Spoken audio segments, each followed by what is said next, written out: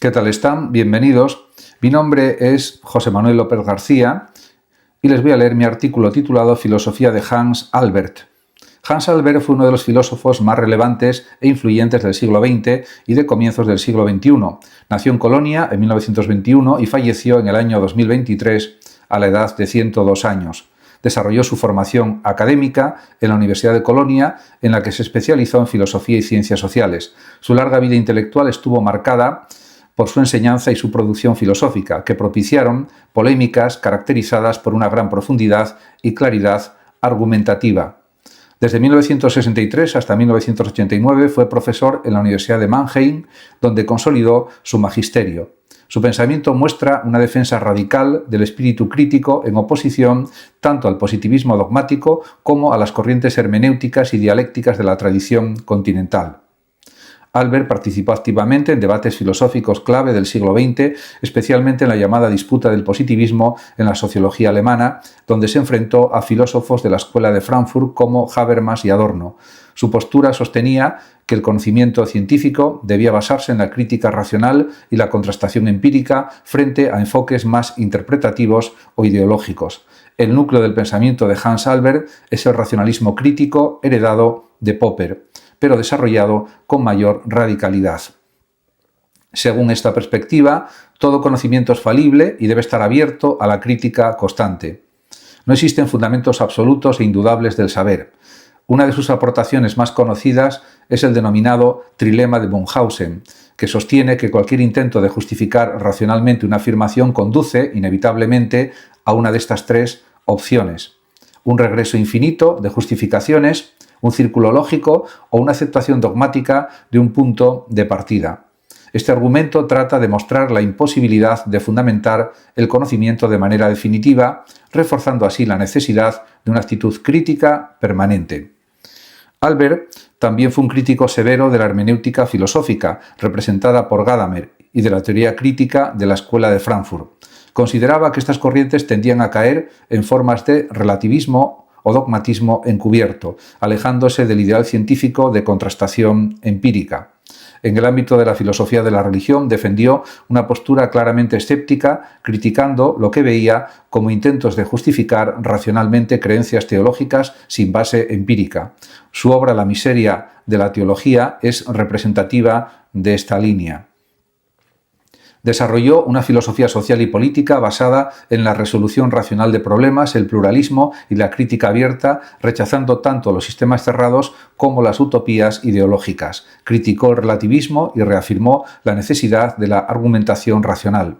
Albert rechaza las éticas que buscan principios absolutos o indiscutibles. En su lugar, propone una ética falibilista, es decir, que reconoce que sus normas y valores pueden estar equivocados y deben permanecer abiertos a crítica y revisión constante. A mi juicio, existe una ética mínima que es racional y que también se fundamenta en el sentimiento y debe ser defendida siempre. Para Albert, la ética no consiste en descubrir verdades morales definitivas, sino en someter normas, instituciones y decisiones a discusión racional y crítica intersubjetiva. Esto implica evaluar las consecuencias, la coherencia y la posibilidad de mejora de nuestras prácticas morales.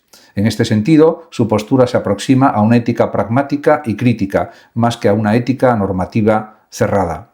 Además, defiende una clara separación entre hechos y valores, pero sin caer en el relativismo. Aunque no haya fundamentos absolutos, sí es posible argumentar racionalmente a favor de ciertas normas frente a otras en función de sus efectos y su capacidad para resolver problemas humanos. Albert no desarrolló una teoría específica sobre el mundo digital o la inteligencia artificial, pero partiendo de su racionalismo crítico se puede afirmar que no habría considerado la digitalización como algo positivo o negativo. Para él, el mundo digital constituye un ámbito problemático abierto a la evaluación racional.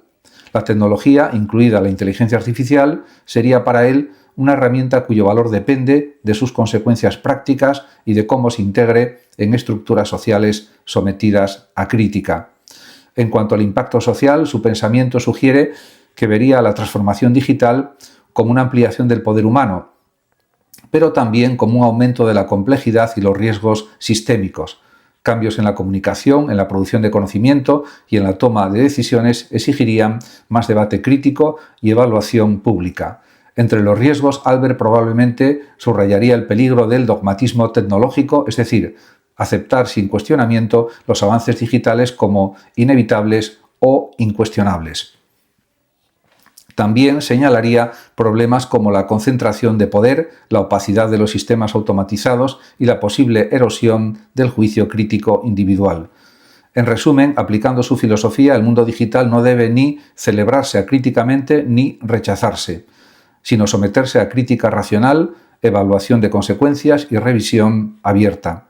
Hans Albert probablemente no aceptaría el transhumanismo de forma acrítica.